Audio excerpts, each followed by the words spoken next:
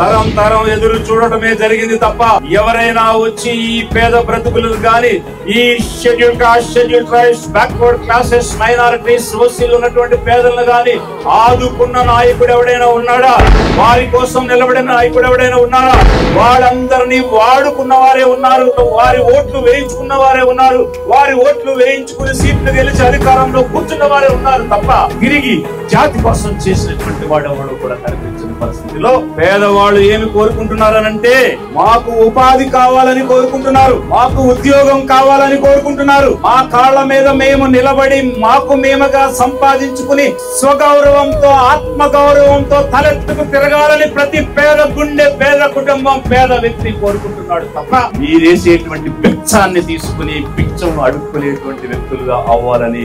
ఏ పేద మనస్సు కోరుకోవటం లేదు, ఏ పేద చూడటం లేదు.